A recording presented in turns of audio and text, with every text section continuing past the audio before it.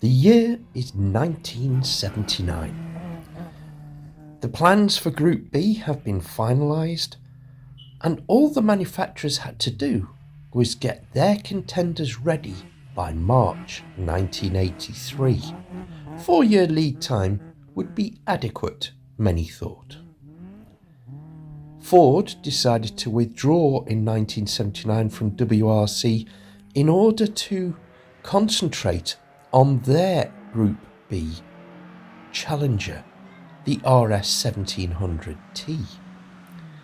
Peugeot saw it as an opportunity to re-enter rallying with a serious contender, so they set to work.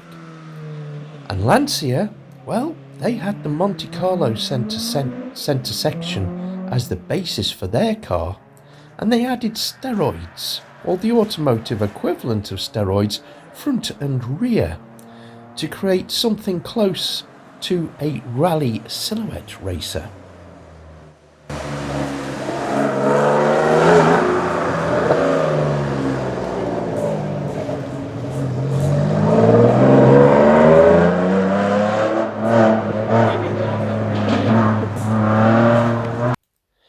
Some manufacturers, though, decided to continue in WRC and make hay whilst the others were distracted. Opel, with their Ascona and their star driver Walter Röhrl, was definitely getting more and more competitive.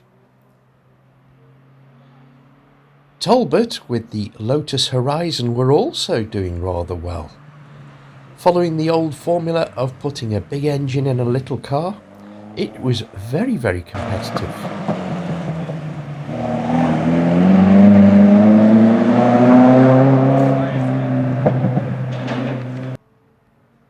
And although Ford had withdrawn from international rallying, there were plenty of Mark II Escorts which were still competitive, mixing it up with the big boys, with private teams running them.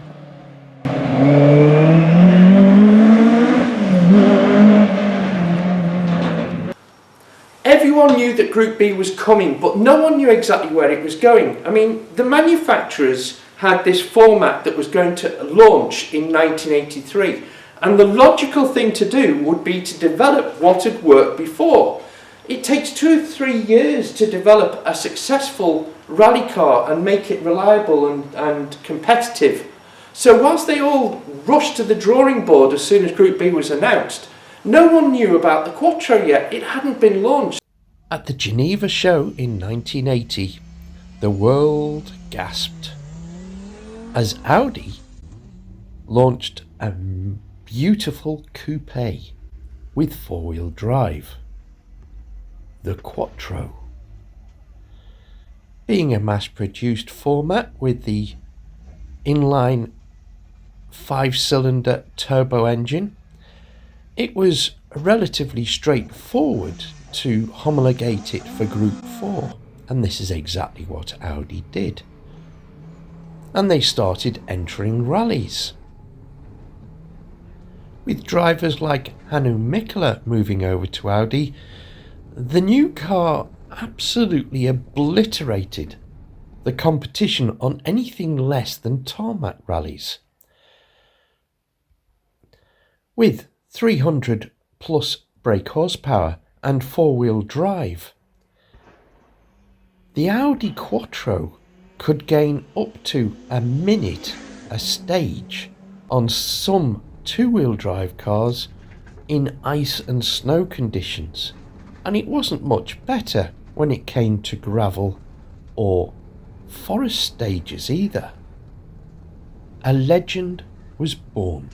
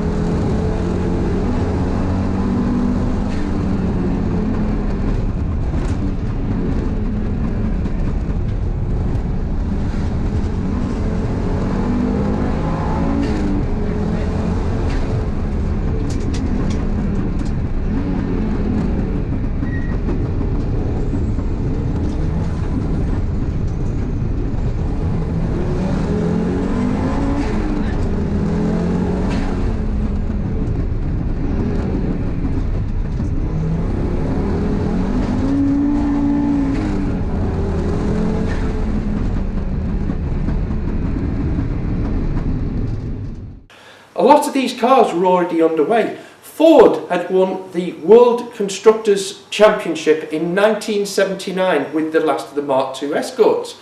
They withdrew from rallying in order to concentrate on the RS 1700, which basically put a front-engined, rear-wheel drive platform underneath a Mark III Escort body shell. For marketing reasons, they wanted the latest Escort to be seen to be winning rallies. So they gave it a turbocharged 1.7 litre engine and started developing that to enter when Group B was launched. Peugeot went down a similar route. They put a V6 into a Peugeot 305, which looked sensational with swollen arches, but the test drivers were not very impressed. And as soon as the Quattro was launched in 1980, they just realised the game was up and went straight back to the drawing board, whereas Ford carried on for a while trying to make the RS 1700 work. The one car that really did come along and in its maiden year 1983 take it straight to the Quattro was this, the Lancia 037, the ultimate rally supercar. And if the Quattro hadn't happened, if four-wheel drive hadn't suddenly dominated world rallying, this would have been the car that all the others would have been struggling to keep up with.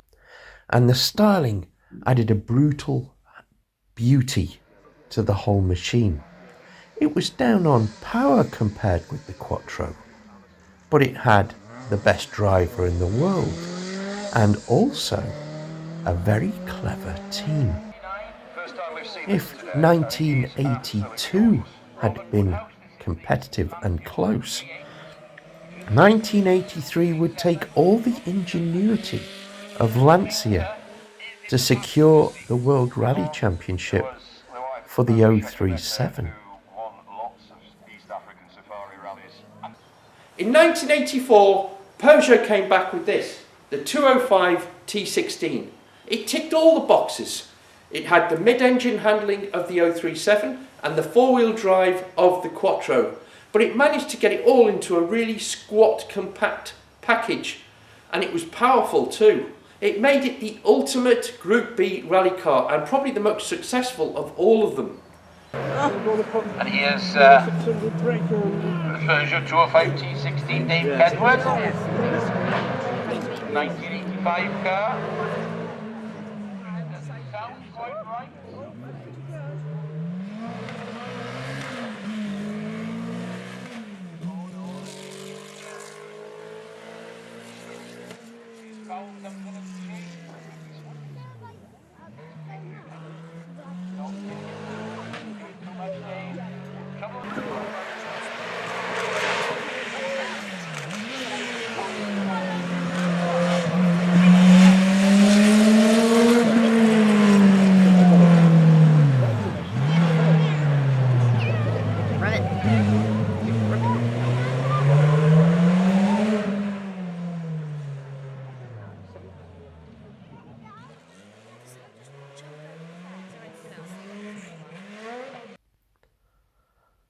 Lancia too had noticed the success of the Quattro early on in the 037 programme.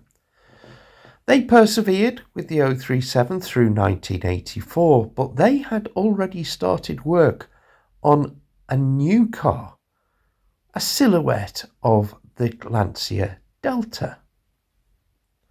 Rover, meanwhile, they turned to Formula One specialist Williams and Patrick Head, their head designer, to come up with a drivetrain for their mid-engined alternative. A very similar formula on paper to the 205 T16.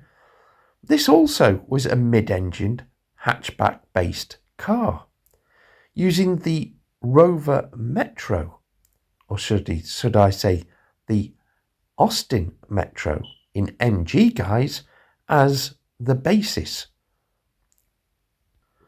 The first prototype used a Rover V8 with two cylinders locked off, and although rumour has it that that was the car, the engine that went into production, it was only used in those prototypes.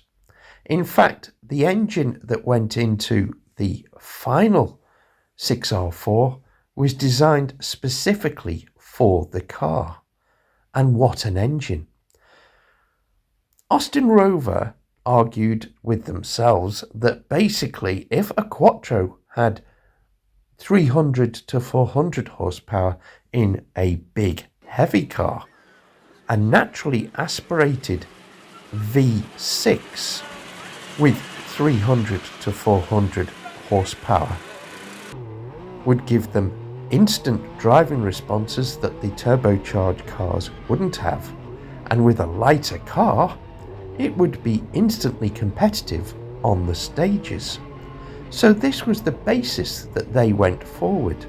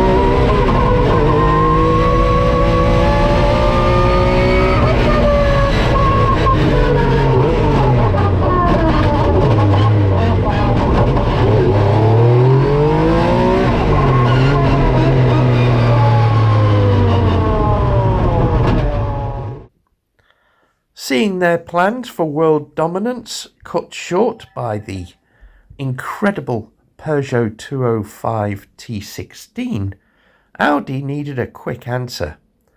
So they started working on a shortened version of the Quattro as a stopgap before coming up with a mid-engined alternative at a later date. The stage was set for 1985.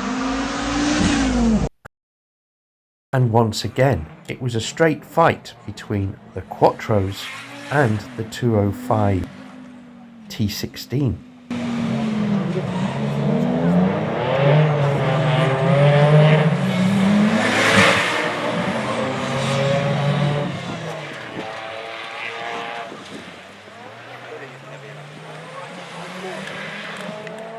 On the tarmac rallies, the Lancia 037 could still put up a fight, but the Peugeot was nimble and fast, and it was gaining in horsepower. It absolutely obliterated everything else and won the championship in 1985.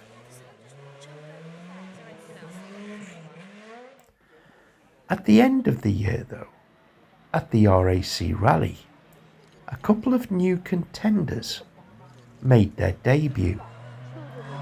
Britain had the Metro 6R4, the culmination of all those efforts with Williams.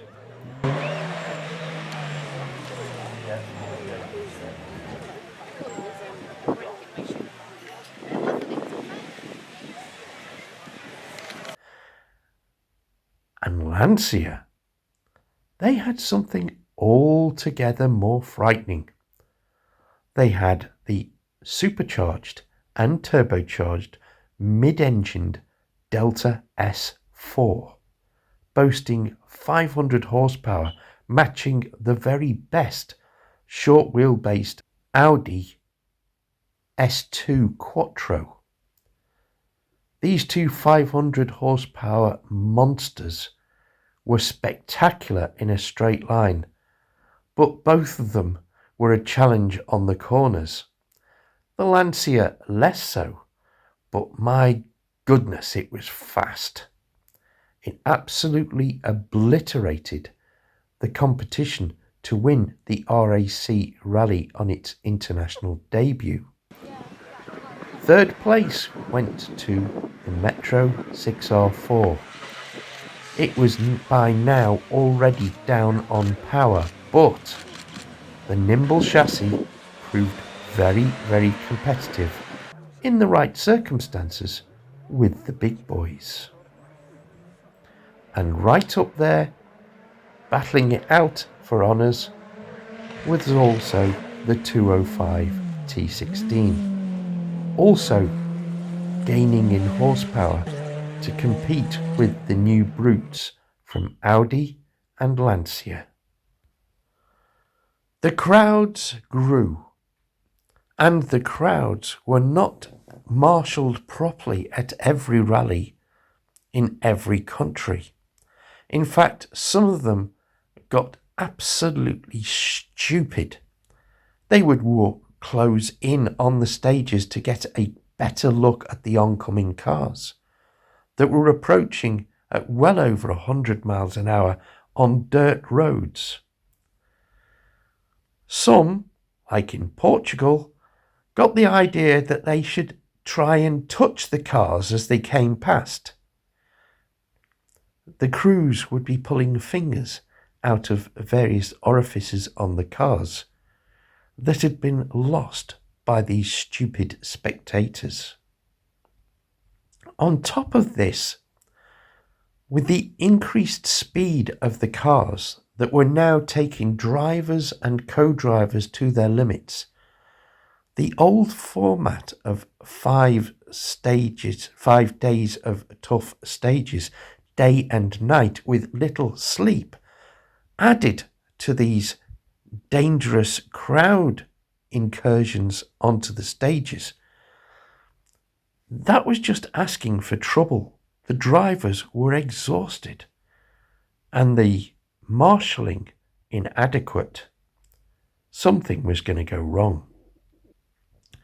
Now, I've spoken to several drivers who drove in Group B, notably Jimmy McRae and Dave Di Llewellyn, and both of them shared pretty much the same opinion. You see, although the cars were fast, the format of rallying hadn't caught up.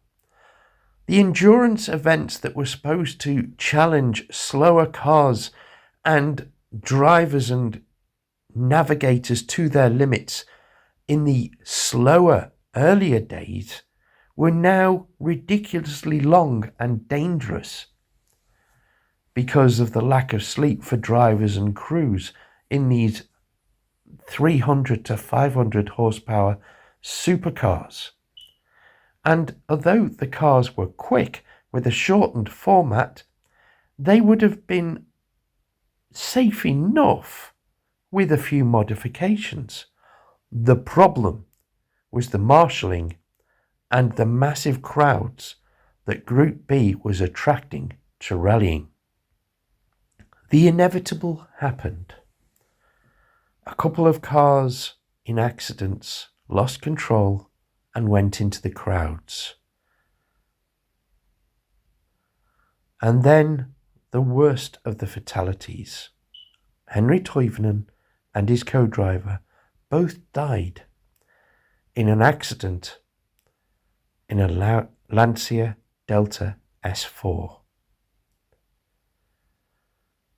What did the organisers of the WRC decide? They decided to ban Group B after 1986. They didn't decide to ban the rallies with incursions by the crowds, the bad marshalling. They didn't decide to shorten the events until they'd already decided to cancel Group B. The cars could have been made safer. That everybody agrees. But did Group B really need to die?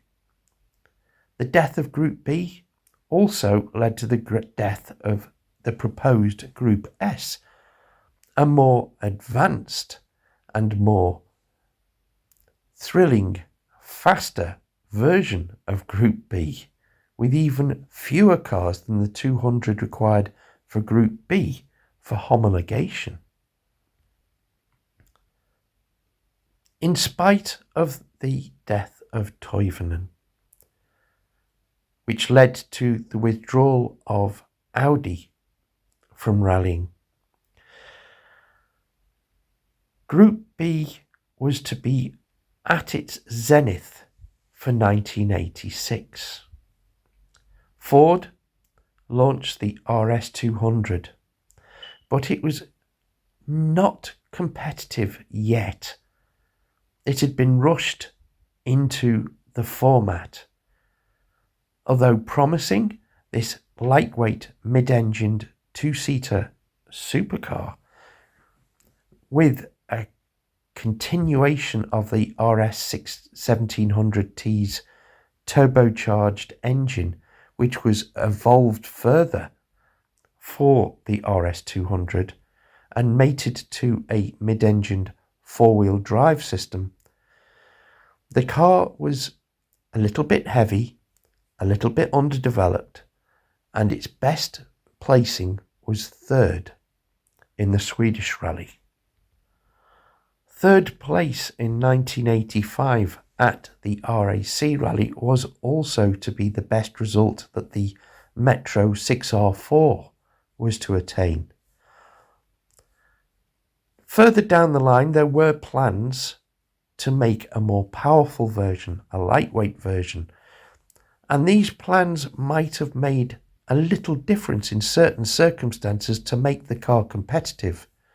But against the 500 horsepower monsters, on most events, the little 6R4, although a big fan favourite, was no longer able to compete on a level playing field. The 205 T16 was in Evo form and was well up in power to almost match the 500 horsepower monsters from Audi and Lancia. However, the Lancia Delta S4 with its turbocharging and supercharging was to vie with the 205 for both drivers and manufacturer's title. Ultimately, Peugeot were to come out on top, but it was to be very, very close. Had Group B and the following Group S continued, Peugeot had a coupe based on the 406 lined up. Lancia had an even more monstrous version of the Delta S4. Audi were very, very close to being able to launch their mid-engined version of the Quattro. And the Ford RS200, no doubt, would have been competitive. None of this was going to happen. And at the end of 1986, all the manufacturers were scratching their heads and working out what the hell they were going to do for 1987. Rally fans mourned the end of Group B. The manufacturers mourned the end of Group B. But Group A was going to be the format for the next year. This would have a maximum of 300 horsepower. It was going to have more production-based cars, and it was going to slow rallying down. There wasn't going to be any of the exotic composite bodywork that Group B had shown off. The idea was to make rallying safer, slower, and altogether a little less scary.